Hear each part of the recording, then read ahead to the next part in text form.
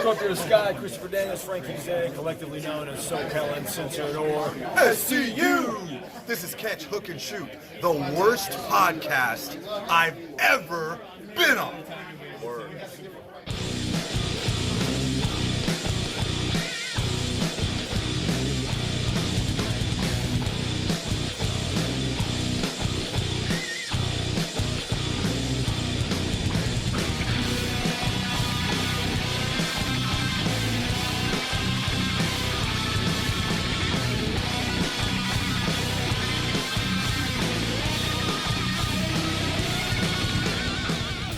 What's going on, everybody? Welcome to Catch, Hook, and Shoot, the best podcast you've never heard of. My name's Tom. I am your host. Today is Sunday, July 19th, 2020. I want to thank everybody for listening, watching, and subscribing on YouTube, Podbean, Spotify, Apple Podcasts, or wherever you get your podcasts from. Make sure you're following on social media on all platforms. You can find the show at Catch, Hook, Shoot. Head to patreon.com/catchhookshoot for bonus content, which is still being updated, so bear with me on that one. And head to prowrestlingtees.com/catchhookshoot for all your t-shirt needs. Going to have a brand new t-shirt design dropping hopefully this coming week, so make sure you head over there and check that out. And if you ever want to shoot me an email, it's catchhookshoot@gmail.com. So let's dive right into all the wrestling goings on this week, starting it all off like we always do with the match of the week.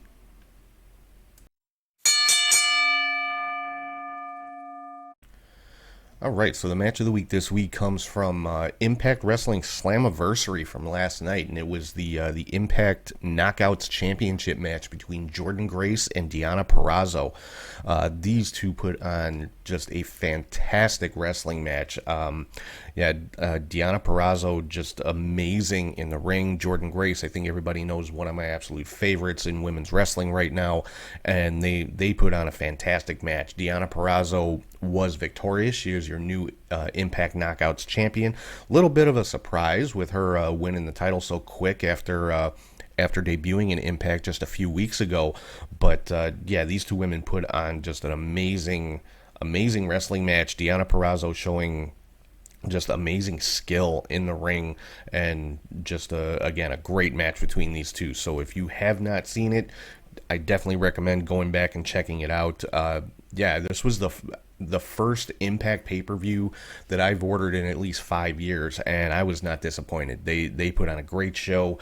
I'll get more into that a little bit later on, but for right now, the match of the week, Deonna Purrazzo winning the Impact Knockouts Championship against Jordynne Grace last night. So rolling right along into our next segment, my top 3 highlights of the week, and it's called the 3 Count.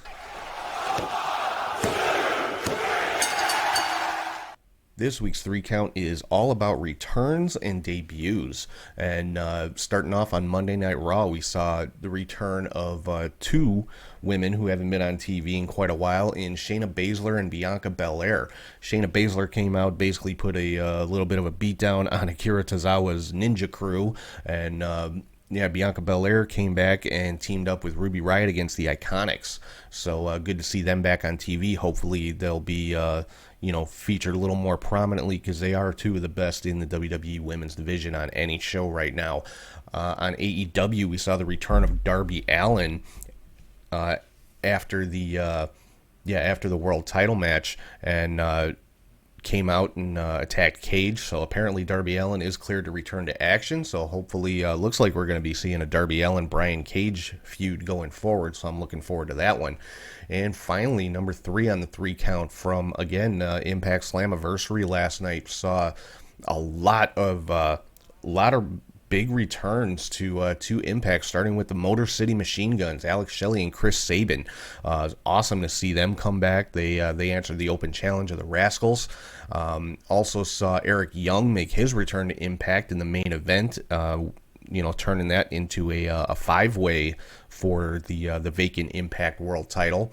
At the end of the show, we saw Gallows and Anderson, the Good Brothers, make their Impact debut, coming out and helping out Eddie Edwards a little bit against Ace Austin and Madman Fulton. At the very end of the show, we saw a vignette of EC3. He is also back in Impact Wrestling. Definitely not the EC3 that we're used to seeing. The looks quite a bit more intense, has a little bit different look. So I'm curious to see where he's going to fit in with Impact going forward. Should be interesting. And also during the show, we saw Heath Slater, or Heath Miller, or I think he's now just known as Heath. Came down to the ring, got on the microphone, cut a promo, had a little bit of a scuffle with Rohit Raju, and it looks like Heath Slater is now part of Impact Wrestling as well. And we also saw in the main event the return of Rich Swann, who's been out, I want to say 8 or 9 months with a knee injury. So a lot of returns, a lot of debuts, and I'm here for it. I mean, Impact is looking very strong right now, so hopefully, this is a sign of, them, I guess, moving up, shoring up their divisions, their tag team division, especially with the Motor City Machine Guns and the Good Brothers. So, Impact looks like it's going to be getting very interesting in the coming weeks. So I can't wait to see what's going to go on there. Moving into some results from the week, I'm going to start off with Impact. Again, had their Slammiversary pay-per-view last night, and it was a great pay-per-view. It really was. We saw Moose debut a new version of the TNA World Championship that he's been carrying around and defending the last several weeks. Same belt design, but this time with a white strap, and it was a good-looking belt. I mean, I've never been a huge fan of that particular design for the TNA World title, but with the white strap, it gives it a little bit different look, and I'm liking it. So, like I said, the Motor City Machine Guns came back last night. They defeated the Rascals in an open challenge match to kick off the show. Moose was successful in defending that TNA World title against Tommy Dreamer in an old school rules match, basically an unsanctioned match, Extreme Rules, whatever you want to call it. Great match between those two guys. Kylie Ray is now the #1 contender for the Knockouts Championship. She won a Knockouts Gauntlet match. The final opponent she defeated was Taya Valkyrie, so we're going to be seeing Kylie Ray getting a shot at the Knockouts Championship coming up hopefully soon. Kylie, another one who is one of my absolute favorites in women's wrestling right now. We've got a new Impact X Division champion. Chris Bay defeated Willie Mack in another great match. Little bit of a surprise. I expected Willie Mack to hold on to it, but Chris Bay, I have no complaints about him having the X Division title. The North were able to retain the Tag Team Championship against Ken Shamrock and Sami Callihan. This one, it was as good as it could be. I wasn't super fond of this match. I don't know. Ken Shamrock just looked off to me last night.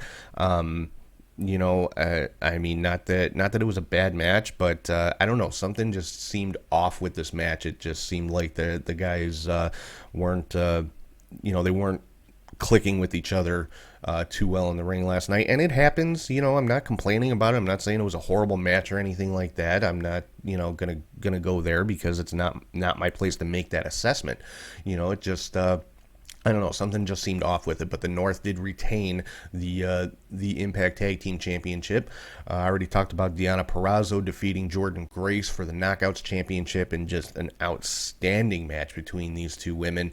And the new Impact World Champion is Eddie Edwards, defeated Ace Austin, Trey Miguel, Rich Swann, and Eric Young in that 5-way match to take home the Impact World Championship. Like I said, at the end of that match, Edwards was attacked by Ace Austin and Madman Fulton, and received an assist from the Good Brothers, Luke Gallows and Carl Anderson. So interested to see, is the alliance between Eddie Edwards and the Good Brothers going to be like a permanent thing, or is this a one-time thing just to kind of introduce the Good Brothers to the Impact audience? We'll have to wait and see. But just a really, really good pay-per-view outing from Impact last night. Like I said, it was the first Impact pay-per-view I've ordered in about 5 years, and I do not regret it one little bit. It was a great show. Moving into AEW results, they had their Fight for the Fallen broadcast on Dynamite this past week. FTR defeated the Lucha Brothers in a tag team match. Cody defeated Sonny Kiss to retain the TNT Championship. Another great match. Cody Rhodes just putting on phenomenal matches lately with his TNT title defenses with the Open Challenge he's been putting out since he won that title, and I'm curious to see who his next opponent's going to be. Now, of course, somebody who's really been campaigning hard for a shot at that TNT title is the independent talent by the name of Warhorse, and Warhorse's name was actually mentioned by Arn Anderson during an interview. Somebody posed the question to Cody, who would he like to defend his title against on the independent scene or in AEW, and Arn chimed in and said, "Hey, what about that Warhorse kid?" So hopefully we'll see that. I would love to see Warhorse taking on Cody Rhodes. We found out that Nyla Rose's manager now is going to be Vicky Guerrero. That announcement was made this past week, so that's kind of an interesting choice. Not what I expected, but I honestly, I thought Brandy Rhodes would have been a cool choice for that one. But I have no issue with Vicky Guerrero. I mean, she's definitely one that can generate some very good heel heat, and I think she can really contribute to Nyla's character. So I'm looking forward to see how that's going to work going forward. Then we saw the Inner Circle in the ring cutting a promo talking about Orange Cassidy and saying that Jericho is never going to give Cassidy a rematch and things like that. And then we saw Orange Cassidy come in from the stands and basically give a thumbs up and a thumbs down, and the Inner Circle got doused with orange juice from the ceiling or from above the ring.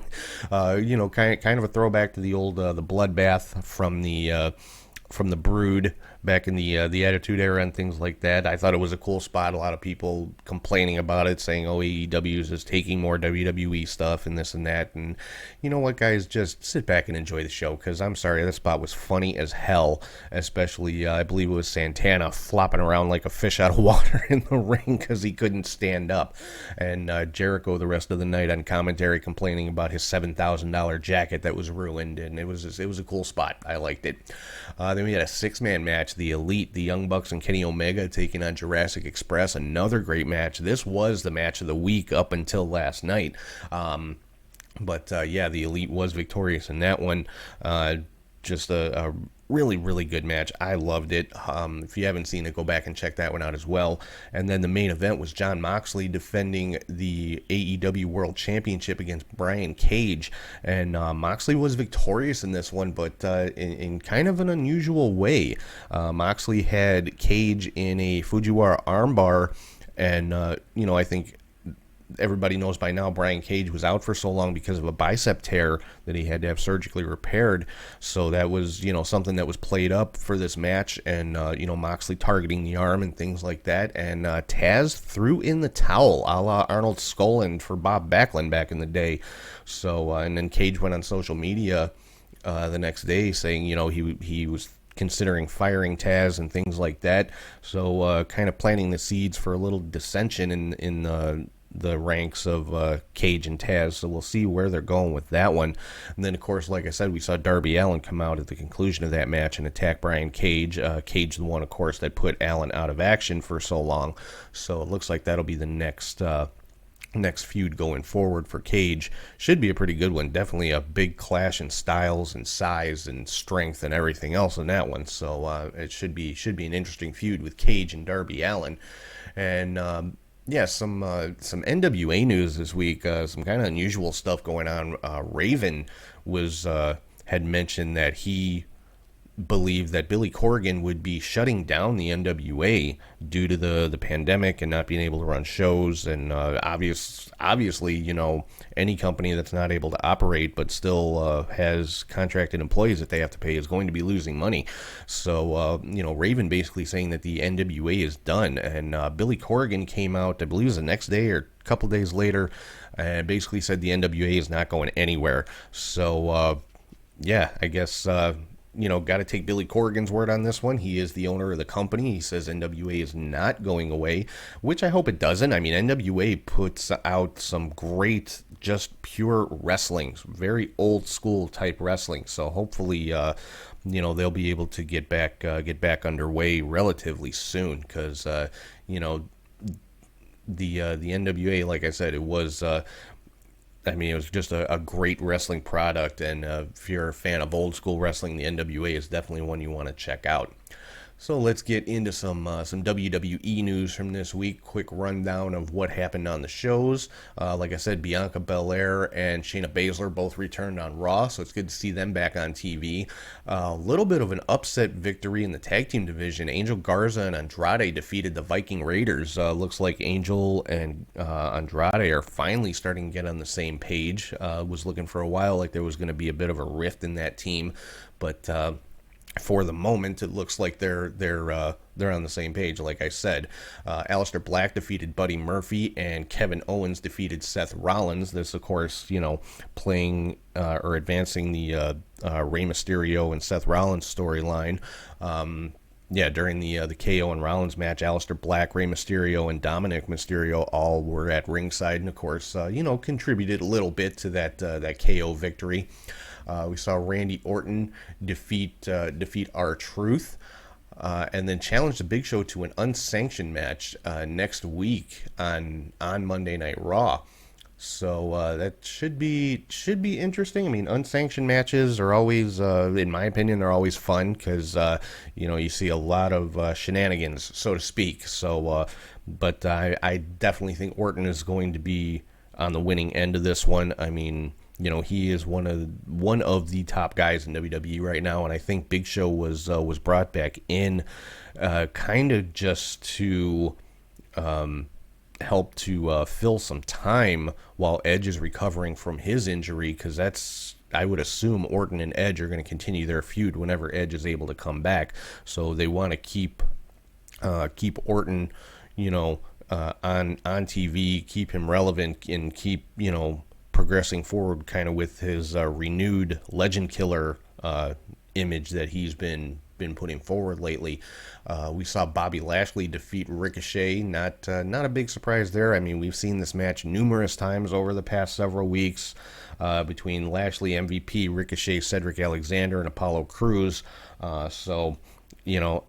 Just again, trying to advance that storyline with those five guys. Then we had a women's tag team championship match. Sasha Banks and Bayley were victorious over the Kabuki Warriors, Asuka and Kairi Sane. Something interesting coming out of this one, though, on Raw Talk following Monday Night Raw on WWE Network. Kairi Sane basically said she wants to challenge Asuka if Asuka is successful in her title defense coming up tonight on Extreme Rules, and Asuka accepted. So looks like we could be seeing a match in the near future between Kairi Sane and Asuka, which, hey, I'm here for it. I would love to see that match, so hopefully that one comes to pass. On NXT, we saw Indy Hartwell pick up what I believe was her first TV victory in NXT against Shotzi Blackheart. Now, of course, Aaliyah and Robert Stone had a hand in that, in costing Shotzi that match, but very cool to see Indy Hartwell picking up a victory there. Keith Lee defended both the North American and NXT championships against Dominik Dijakovic. I really wish he would just change his name to Dijak, but I know that's not his decision. And at the end of the match, we saw Scarlett Bordeaux come out to the ring again with an hourglass, kind of like what she did with Adam Cole, except this time the hourglass was smashed to pieces. So I take that to mean that time is up for, and this was directed at Keith Lee, obviously the man that's holding both of the top championships in NXT right now. And then we saw a confrontation, well, not much of a confrontation, really more of a beating backstage between Karrion Kross and Dijakovic, and we are going to see that match next week between Kross and Dijak. So that again should be a great match. I hope it is a very good match that gets a little bit of time for these two guys and not just a squash match for Kross. Now I'm sure Kross is going to be victorious in that one, but I really hope that they give these guys some time, because Dijakovic, I think, is one that could give Kross a run for his money in the ring, and I think the two of these guys could put on a fantastic match. Then we saw Io Shirai successfully defend the NXT Women's Championship against Tegan Nox, and at the end of that match, we saw Dakota Kai come out and attack Io at the end of the match. So it looks like Dakota wants to be the next one in line for the NXT Women's Championship. Moving on to SmackDown, Cesaro was victorious over Big E, and the reason for this match was the winner gets to pick the stipulation in the Tag Team Championship match for Extreme Rules coming up. I'll get into that in a little bit. Lacey Evans defeated Naomi in a pretty good match. And, we've seen online the last few days, people saying, using the hashtag Naomi deserves better, and I tend to agree. And taking nothing away from Lacey Evans, Lacey is a phenomenal athlete, and I think she's great in the ring as well. Still not fond of her gimmick, but that's just me. But it works for her. So it looks like they're turning Lacey heel again a little bit, which that I'm not fond of. I think Lacey's a better babyface. Her background, her story lends itself more to her being a babyface. But, Naomi not getting a whole lot of TV time. A lot of women not getting a lot of TV time lately. But Naomi, probably the best pure athlete on the women's roster in WWE. And, she's just kind of getting... I'm not even sure what the right word is, but she's not, she's somebody you think would be in that main event picture consistently, and probably should be, but, it's not there. I mean, the women's division in WWE right now is focused around like 5 or 6 women, and that's pretty much it, and everybody else is kind of like an afterthought. So, but yeah, Naomi is the one that really stands out, that you would think should be in a much different position than she's currently in. I'll put it that way. So hopefully that's something that's going to be remedied. I mean, the fact that she and Lacey actually had a match on SmackDown this week is great. So hopefully it continues from there. And then we had... we found out that the bar fight between Sheamus and Jeff Hardy is actually going to take place next week on SmackDown. I think a lot of people were assuming that it would happen at Extreme Rules, but that's not the case. It is going to be on SmackDown next week. So I'm curious to see this one. I'm wondering if I would assume, since it's supposed to be a bar fight actually in a bar, it's going to be another cinematic type match. So just hopefully it's a good one.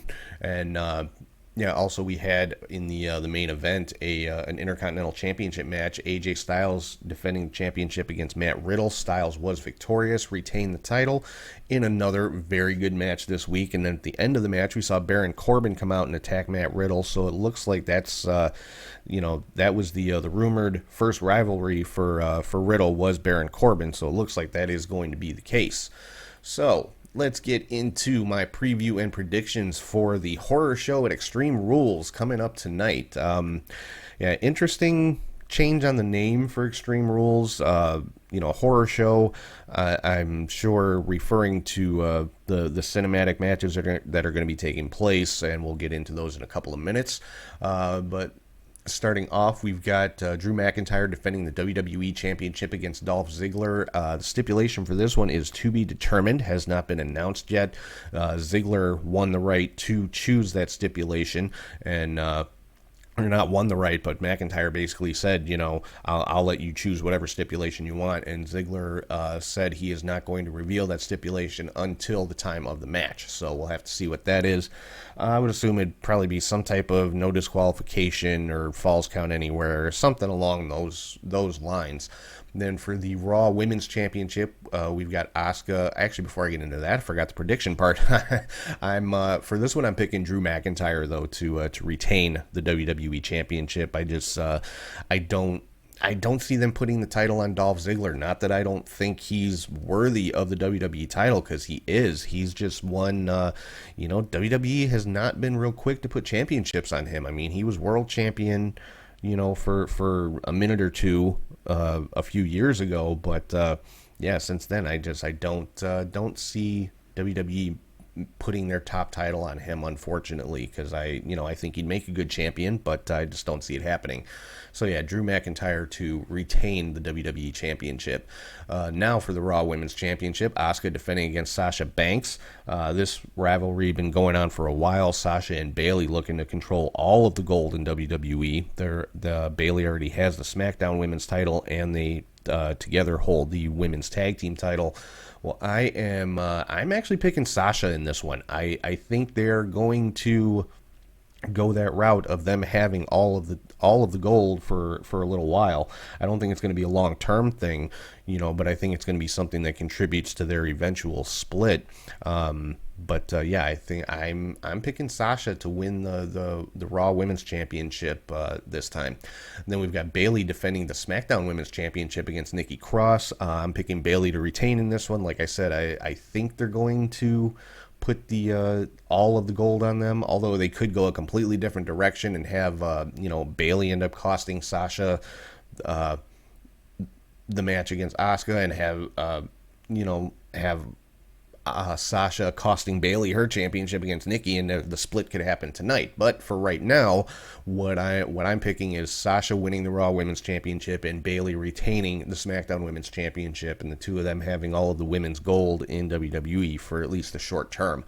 Then we've got Braun Strowman versus Bray Wyatt in a Wyatt swamp fight. Now this will be a cinematic match. From what I understand, it was recorded on Thursday, and some interesting stuff, if what I read is true. I'm not going to put out any spoilers or anything, but and this is a non-title match. Braun Strowman, of course, is the Universal Champion, but this is not for that title. So because of that, I'm actually going to pick Bray Wyatt to win, because it is a non-title match. I'm going to pick Wyatt to be victorious in this one. So it should be interesting, a Wyatt swamp fight. Then we've got Apollo Crews defending the United States Championship against MVP. I'm going to pick Crews to retain, unless there's some serious shenanigans with Bobby Lashley interfering. I don't see them putting a title on MVP right now. I mean, MVP right now is in possession of the new United States Championship belt, but I think I'm picking Apollo Crews to retain the title in this one. For the SmackDown Tag Team Championship, it is going to be a tables match between Cesaro and Shinsuke Nakamura, taking on the champions, the New Day, Big E, and Kofi Kingston. I'm going to pick Cesaro and Nakamura in this one. I think I think the time is right to pull the trigger and put the titles on these guys and continue the feud with the New Day for a little while longer. But I'm picking Cesaro and Nakamura as the new SmackDown Tag Team Champions. And then finally, we've got the eye for an eye match, Rey Mysterio versus Seth Rollins. Now, I think with this kind of stipulation, this has to be a cinematic match. It has to, because they're not going to legitimately rip somebody's eye out on live television. So I'm guessing this was probably recorded already. There's been a lot of stuff going around online that WWE is going to be using, like CGI type effects to for the finish of the match for somebody losing an eye. I can't believe that's a real thing, but it should be interesting, to say the least. So we'll have to see how this one comes off. But I am gonna pick Rey Mysterio to win this one. So I'm picking Seth Rollins to have his eye ripped out of his head, and I'm very curious to see how this is all going to look. I mean, CGI can do some amazing things, so hopefully WWE, if that's the route they're going, they spent the money for some very good effects to make it look at least somewhat real. I mean, I don't expect it to be overly gruesome, but with a tagline like the horror show for the pay-per-view, I do expect some blood and some gore, but nothing over the top. I don't know if they'll actually show the man's eye hanging out of his head or anything like that, but should be interesting. So that is my preview and predictions for the horror show at Extreme Rules. So should be an interesting show. So moving right along, I am going to right now throw it over to Charlie G, and he is here with your Indie Cut.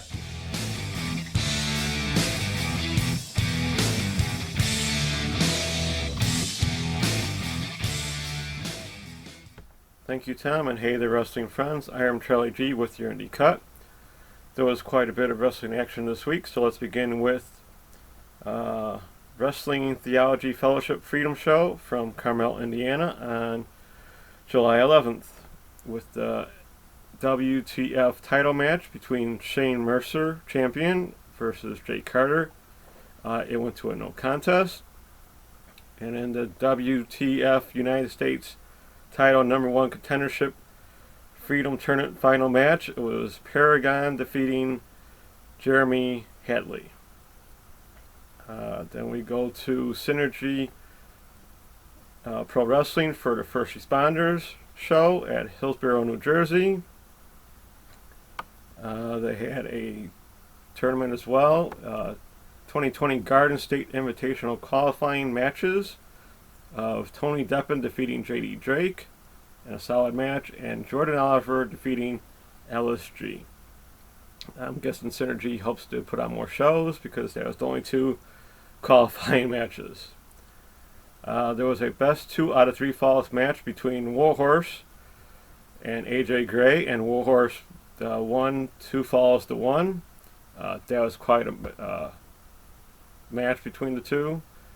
Both really cool independent guys, locally and, well, seems even nationwide right now. For the Synergy title number 1 contender match, it was Brandon Kirk defeating Eric Corvus and Matt McIntosh. Now, there was supposed to be a 30-minute Iron Man match between Alex Zane and Blake Christian, but for some reason it did not happen.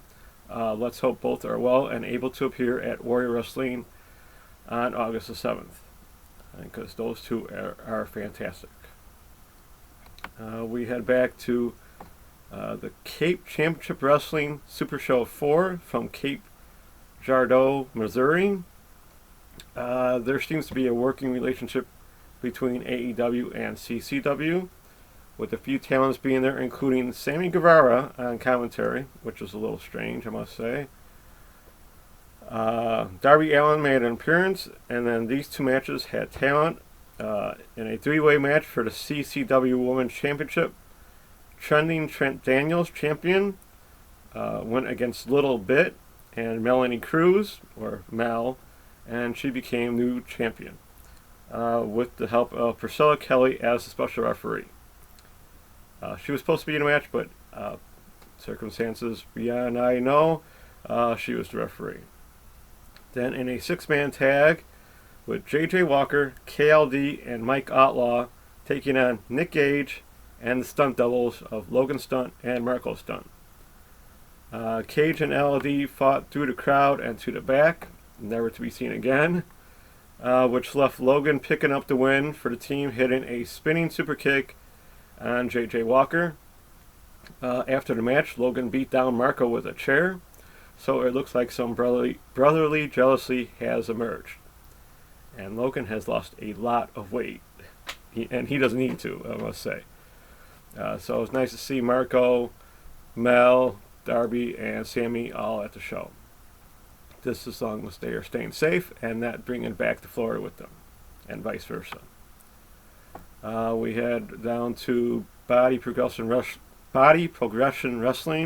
from Tulsa, Oklahoma, in a BPW 365 title match. I'm guessing like their hardcore title or 24/7 title. It was Elijah Sparks defeating champion Warren Powers. Then El Gringo Loco defeating Elijah Sparks. Then Carnage defeating El Gringo Loco. And finally, Warren Powers defeated champion Carnage to become new champion. Have fun with that. For the BPW Lionheart title match, Tommy Dean, champion, defeated Dexter Hardaway.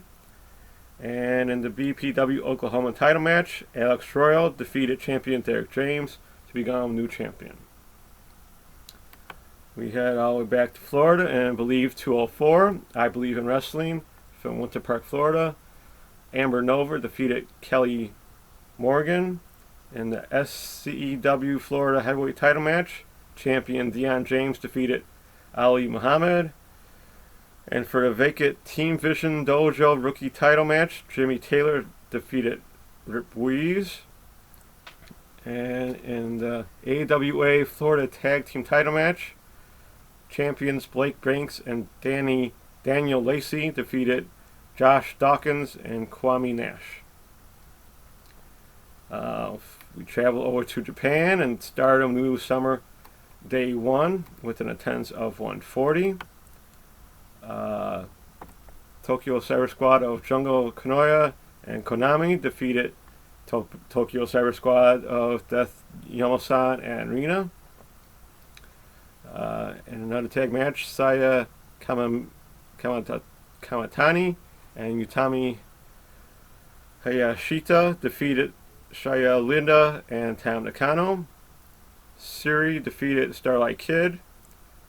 Mayu Iwatani with Riho, and Riho defeated AZM and Momo Watanabe. And in the main event, it was Natsuko Tora, Natsu Sumira, and Saki Kasuma defeating Julia, Himika, and Maka. Sorry. So it looks like Riho's wrestling in Stardom's getting some matches in, I see. Then there was an new Ice Ribbon show 1050 with an attendance of 50. Now for July 12th, it was Stardom New Summer Day 2 with an attendance of 140. Hina defeated Rina. Jungle Kanoya defeated Shaya Linda. Konami versus Mayu Iwatani and Momo Watanabe went to a 20-minute draw. Natsuka Tora, Natsu Sumiri, and Saki Kashima defeated AZM, Saya Kamatani, and Utami Hayashita. In the main event, it was Julia, Himika, and Maka defeating Riho, Starlight Kid, and Tam Nakano. In Noah New Hope Day 4, Rene Dupree defeated Yoshiki Inamura. There was a Pro Wrestling Diana show on YouTube, so check it out if you wish. Then to 2AW Shy Battle 64 with an attendance of 75. Nothing to be highlighted there. We head back to the States with ACW Wisconsin Summer Spectacular. The ACW Heavyweight Title match. Adam Grace won with champion Logan Lynch getting DQ'd. Stacy Shadows defeated Swaggle. Nice to see Swaggle still wrestling. And a tag team pool party death match. That had to be wild. Shane Hills and Steve Sawyer defeated Randy Fitzsimmons and Willie Wild. In the ACW tag title match, champions Chris Bauer and Jay Cash defeated Sean Priest and Tyler Sullivan by DQ. In the ACW Water City title no disqualification triple threat match, champion Joey Avalon defeated Nick Colucci and Salem Crane. Yeah, alright. For July 13th, Sealing Close to You attendance 401. Sealing Beyond the Sea title match. Yoshiko defeated Arisha Nakajima to become new champion. There was Freedom's Jun Casa Produce Shinkawa Deathmatch Carnival 2020 with an attendance of 142. In the UWA World Junior Heavyweight title match, champion Yuya Sasumi defeated Sikachuiro Katsumura. And in the Fluorescent Light Tube Step match, Jin Kasa, Masa Takeda, Minoru Fujita defeated Daisuke Masaka, Takashi Sasaki, and Toru Segura. If it's named after you, you better win. That's all I gotta say there. In the All Japan Summer Action Series 2020 Day 1, a limited special performance, attendance 100, and an 8-man tag match. Ayato Yoshida, Fuminura Abe, Jake Lee, and Koji Yamamoto defeated Hikaru Sato, Suwami, Yusuke Okada, and Shuji Ishikawa. Then there was Kai teaming with Tajiri and Yuma Aoegi defeating Kuma Arashi, Sotaro Ishino, and Yusaki Kodema. July 14th, 01, we're not going to close to Corona. Junior Tournament 2020 with an attendance of 151. In a Tokabi Baba 01 joining Kimura Series match number 1. Hartley Jackson defeated Takami Baba. In Tenkaichi Junior Tournament 2020 first round matches, Shinjiro Otani defeated Yumihito Imanara. Oh, that was a timeout draw, my bad. Then they went right back to it, and Yumita Imanara defeated Shinjiro Otani. Then Shoki Kitamura defeated Drew Parker. There was a Basra 127 feast show with an attendance of 135, and a 2AW TV show as well. July 15th, my favorite Tokiyoshi Pro 2020 Summer NJPW is, they just left it blank, with an attendance of 108. It was a nice solid show with Natsumi Maki defeated Sina Sahura. Maki Ito defeated Hiruno Nico and Suzumi. Mina Shirakawa and Yuki Kamofuki defeated Miya Yamashita and Pam Harajuku. Hikaru Noa and Yuna Manazi defeated the Up girls of Miyu Watanabe and Raku. Hyper Misho and Soko Nakajima defeated Miharu Kiru and Rika Tatsumi. And Mizuki and Yuka Sakazaki defeated Maria Maluma and Yuki Aino. Very cool show with them as well. Always nice to see. Dragon Gate, Hopeful Gate 2020 Day 5 with an attendance of 494. So they're increasing the capacity in some of these. Diamante, Kazuma Sakamoto, and Tokashi Yoshida defeated Dan Fuji, Keiji Tora, and the Ultimo Dragon. And a DDT Summer Itabashi Series 2020 with an attendance of 110. And a DDT Iron Man Heavy Metal Title 3-Way Tag Match, Makedo Oshii and Mizuki Watazi defeated the champions of Shunma Katsumata and Yuki Uno. And Siko Dino, who are champion, and Toro Owashi to become new champions. Sorry, so Mikado Oshii and Mizuki Watazi are new champions there. DDT Iron Man Heavy Metal title match. Yoshiko defeated Mikado Oshii to become new champion. And in a 3-way match, Chris Brooks defeated Akito and Matt Pauly. DDT Pro Crazy Diamond 2020 had a show with an attendance of 110. July 16th, Oz Academy Shinoko Kato 25th anniversary year, day 2, with an attendance of 190. Akino and Sonoko Kato defeated Hiragawa Kurumi and Subasu Kurageki.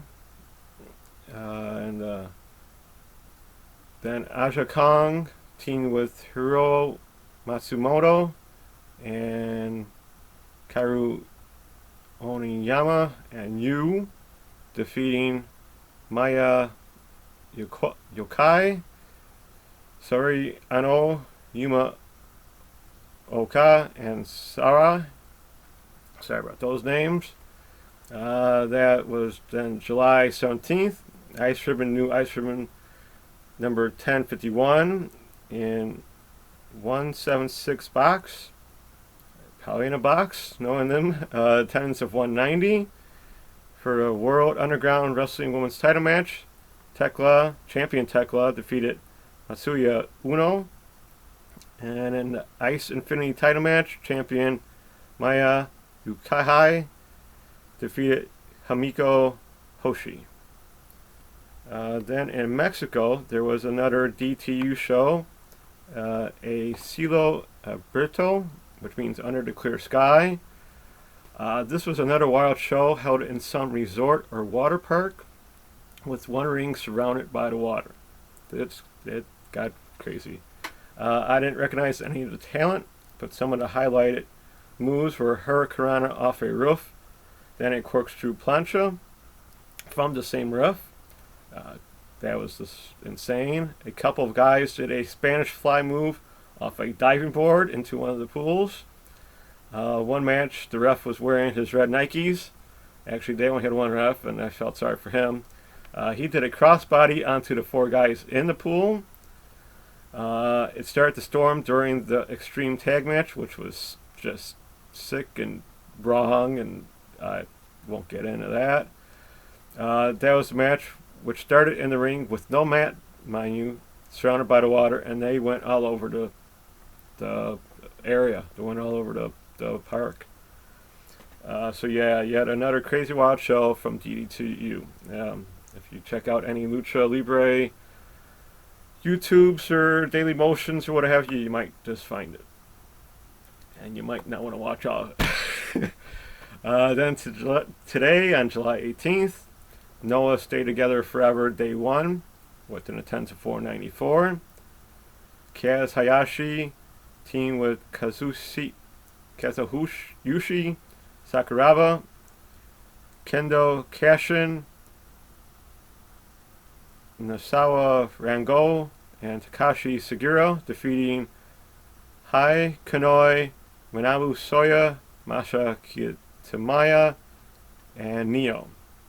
And in the main event, it was Kenji Muto teaming with Namichi Marufuji, defeating Go Shiozaki and Kaito Kiyomaya. Ice Ribbon had a number 1052 with an attendance of 50. Then Big Japan World did a couple of TV shows with an attendance of 304, where their tag team title match of Daisuke Sakamoto and Kohei Saito, who are champions, defeated Quiet Storm and Yuji Hino. In another show of attendance 241, Kazumi Kakita, Kota Sukafuda, and Raichi Kawakami defeated the Strong Hearts of Al Lindemann, Shiragura Iri, and T-Hawk. The Astronauts of Fumiro Abe and Takiro Nomura defeated Daichi Hashimoto and Hiroyoshi Kamatani. Yeah, I'll get there. I'm doing that for Mr. Radio. And then Abdullah Kobayashi, Isha Kodeka, and Ryo Ito defeated Daisuke Sakamoto, Yuji Okabayashi, and Yuo Oke. Then they also did, Big Japan also did Yaki Namazakawa return and junior heavyweight title tournament round 1 with an attendance of 155. So Big Japan's pretty busy this week. In a junior heavyweight title first round matches of Koji Takedi defeating Drew Parker. Drew can't win a darn thing. Fuminara Abe defeated Koseki Sato. Koji Tomato defeating Frank Yatsushi. Tatsuhiko Yoshino defeated Koto Sakafuda. And then in the 200 fluorescent light tubes and weapons bringing death match, Abdullah Kobayashi, Riju Ito defeated Yaki Namazakawa and Kankuro Oshino. So the person named after actually lost this show. Go figure. And then All Japan Chiba Extra Dream 24, their attendance of 120. Jake Lee and Koji Yamamoto, team with Tajiri, defeated Black Mensuri, Takeo Amura, and Yoshitatsu. Hokido Amuro and Kuma Arashi defeated Akira Francesco and Kento Miyahara. So Mr. Kento actually lost. And a hair versus hair match. In this climate, I'm surprised at this. Yusuke Okada defeated Shigo Tachibana. And in the All Japan World Tag Team title match, champions Shuji Ishikawa and Suwami defeated Isama Kodeka and Yuko Miyamoto. Okay, now it's time for the 2B Throwback Machine with Lucha Underground episode 15, Eye for an Eye. Wow, how crazy is that to have Extreme Rules Eye for an Eye, and this for Eye for an Eye. From February 18th, 2015, the first match was Mil Muertes minus Katrina against Chavo Guerrero. The match started off with Chavo in control, as it seemed Mil Muertes isn't himself without Katrina at ringside. Well, that didn't last long, as Katrina came down the temple steps to watch holding the magical rock. With Mil in some type of trance, went towards Katrina, allowing Chavo to hit him in the back with a chair, giving Mil the win. He then gave Chavo a flatliner onto the chair, demanding Katrina to give Chavo the look of death. And then it became rather uncomfortable to watch until Phoenix came out to save Katrina from the grasp of Mil. We head to Under the Temple with Black Lotus picking a locked door and entering a dark stairway. After a break, Dario Cueto was seen talking to the crew, rewarding them with a main event against 3 underdogs that he doesn't like. Second match is Eva Lee's with Son of Havoc in her corner against Angelico. That's right, Eva Lee's has a match since her man keeps losing and she is taking control of things. She held her own for sure, but then had help in the win when Havoc kicked Angelico in the head, sending him tripping over Eva Lee's for the roll-up win. Third match is Tejano, who they mentioned is who was the youngest and longest AAA champ at that time. I'll give you info next match I see of his. And he defeated Superfly. Before the match begins, we get a Vampiro interview with Tejano, talking about his AAA history, also his battle with Alberto El Patron. Tejano was a little on the cocky side, but he made short work of Superfly with a modified shoulder breaker into a neck breaker for the win. Soon after the win, Alberto entered the temple, running down the stairs, going after a retreating Tejano. Alberto was able to grab the bull rope and beat down Tejano for a little bit, leaving some for next week's show. After a break, Cage entered Cueto's office, telling him to declare him Lucha Underground champion. So Dario sets up a non-title match against Prince Puma for next week, and if he wins, he gets a chance at the title. Cage leaves and Chavo enters and quits, going back to his family. So that's interesting there. We head back to see Black Lotus finding the cage of Matanza, only to be covered up by someone and taken away. The mystery of Black Lotus resumes. In the main event, it was Pimpinela Escalada, Sexy Star, and Masquerita Sagrada against the crew in a no-holds-barred trios match. This was an interesting match with so many different styles of wrestling. Then you add weapons to the mix. The crew had an early control, hurting Escalada enough that he is sent back for medical attention. Soon thereafter, the crew puts a 3-on-1 attack on Sagrada, doing a stomp onto the chair, which then left him to go back to the medical attention, which left Sexy Star to battle all 3 men for a good portion of the match. We all know Sexy likes to fight and can handle her own. It just seemed too much for her. As the crew was setting up for another 3-on-1 move, out came Big Rick, allowing Sexy to roll up bail for the win. That's the show, as Big Rick stares down the crew as they walk away. I must say this was rather disappointing, to say the least, with 3 of the 4 matches having interference and nothing to do for an eye. So, yeah. Hopefully next show is a little bit better. That's a wrap for me. Till next time, with any news or shows that come about.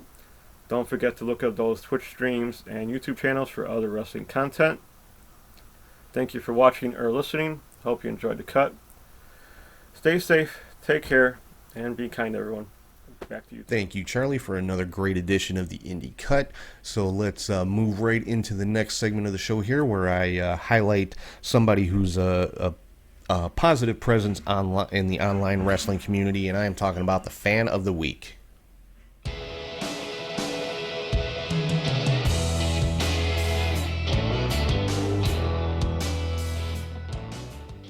This week's Fan of the Week is a friend of mine from Twitter, and she goes by the handle @TheClaymoreChick, and that's THEE Claymore CHK, and her name is Mads, or Maddie, and she is a Drew McIntyre super fan. I mean, anything Drew McIntyre does, you can bet your life she is all over it and promoting it, and giving her take on it, and she's a great follow online. She's got a lot of haters, just like anybody else that's that tries to be a positive presence online. But she's another one does not take shit off of anybody, and she's had her beefs with Jim Cornette, of all people. So much so that Cornette actually talked about her on his podcast, so that tells you how much she got under his skin. But from knowing her online, I don't know her personally, but knowing her online seems like just a really cool person. Like I said, loves Drew McIntyre, loves wrestling. You don't see her saying a whole lot of negative stuff other than to take down the internet trolls. So that is the Fan of the Week, Mads the Claymore Chick, at the Claymore Chick on Twitter. It's at THEE Claymore CHK. So give her a follow, check her out. She's definitely one of the good ones. So the next up on the show is where I get to play kind of armchair promoter and have a little bit of fun, and I'm talking about the Fantasy Booker.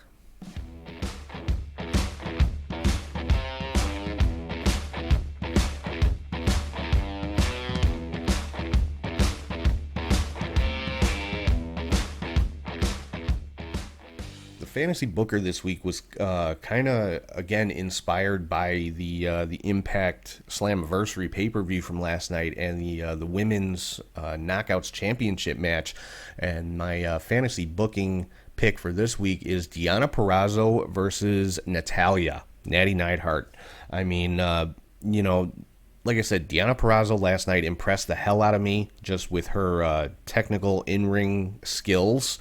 And I know, Deonna's been around for a while. I have not seen a whole lot of her matches. I saw, the handful of matches that she had in NXT. I've not seen a whole lot of her indie stuff. But what I saw on Impact on Slammiversary last night impressed the hell out of me.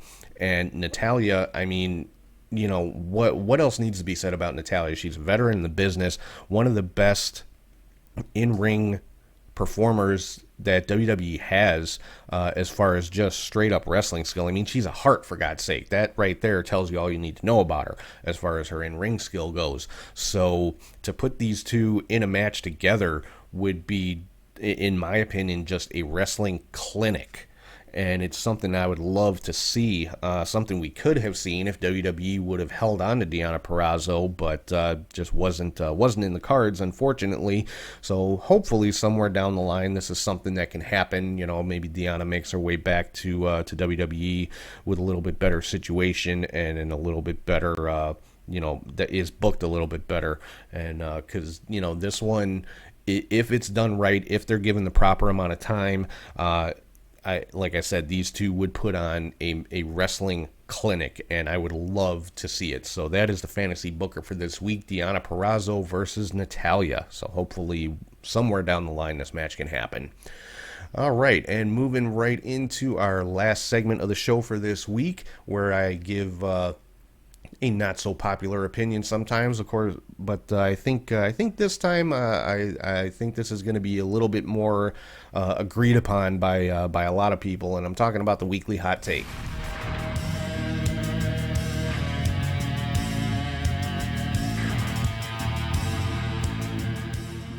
My hot take for this week is this: WWE needs to get more women on TV in matches with storylines. You know, WWE has 7 hours of live television every week. And when it comes to the women's division, I mentioned a little while ago, we see the same 5 or 6 women every week. And I'm not taking anything away from the women that we do see on TV. They are, you know, the top of that division, and they're all very, very good. I'm not commenting on anybody's skill or ability at all. This isn't about, you know, the women that we do see and them getting too much time, quote unquote. It's about the ones that we don't see not getting any time, or just getting very little time, or getting time that's, you know, getting used as just filler. I mean, last week we had a karaoke competition between 4 women that have not had significant TV time in I don't know how long, and it was pointless. I mean, you know, okay, it was used to maybe start a little bit of a feud between Lacey Evans and Naomi, but you didn't need something hokey like that to do that, you know. So, but women like Lacey, like Naomi, like Dana Brooke, like Tamina, we haven't seen Nia Jax in a little bit. You know, I mean, it's very unbalanced in WWE. I mean, you have 4 actually distinct divisions. You have the men's, the women's tag team, and the women's tag team. Now, I'm not saying you have to give 100% equal time to every one of those divisions, but, you know, maybe we don't need to see Randy Orton 3 times during Raw. You know, maybe we don't need to see AJ Styles cut 4 promos, you know, before his match on Smackdown. And I'm exaggerating, of course, but and again, let me reiterate, I'm not putting this on the wrestlers. You know, they're doing their jobs, they're doing what's put in front of them. I'm putting this on the you know, the people in the back, the producers, Vince McMahon specifically, because, you know, everything stops with him. But you know, you have 7 hours of TV. Get a little more diversity in your product. Get some more women on TV. Get some more women's matches on Raw, on SmackDown, on NXT. I mean, you know, NXT has some phenomenal female talent, and granted, NXT is better at spotlighting their women than Raw or SmackDown, but even there, you know, there could be some improvement made. So that's basically it. You know, WWE has a deep and talented women's roster, and they're not making good use of it, in my opinion. You know, we see Asuka, we see Bayley, we see Sasha. I mean, those are your champions. Obviously, you're going to see them every week. And then we see, you know, whoever their opponents are, whether it's, you know, Nikki Cross and Alexa Bliss, Kairi Sane when it comes to, you know, tag team stuff with Asuka. And that's really it. I mean, those are the women that we see on TV on a regular basis. And, you know, I have no complaints about seeing any of them, but I want to see more.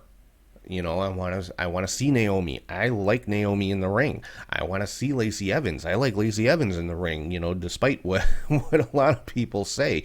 Lacey Evans not the most popular wrestler in the world, but she does garner a reaction. So that's you know, that's what you want. But you know, Dana Brooke is one I've said for so long has not gotten a fair shake in WWE. You know, put her in a storyline with somebody. That's what's lacking on the women's side in WWE, is significant storylines outside of the championship pictures. So yeah, that's pretty much it. WWE needs to kind of reevaluate how they showcase their talent and the different divisions that they have, because like I said, they've got 4 distinct divisions in WWE, and there's definitely not equal or even close to equal time given to them. And I mean, the same could be said for the tag team division. You know, it's kind of an afterthought with WWE, because Vince McMahon, as is, you know, has been known for quite a while, not a fan of tag team wrestling.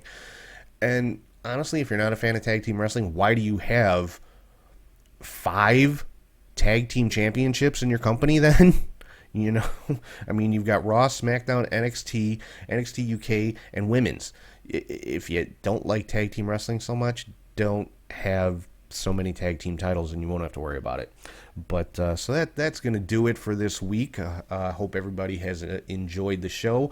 If you did not check out Slammiversary last night, from Impact Wrestling, go back and check it out. Get the replay on Fight TV or your cable company or wherever, but check out Slammiversary from last night. It was an awesome show.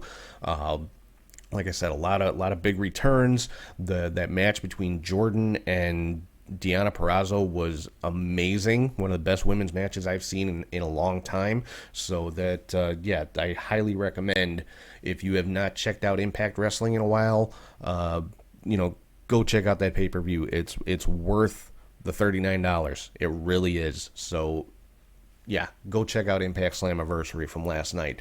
So with that, I am going to wrap things up for today.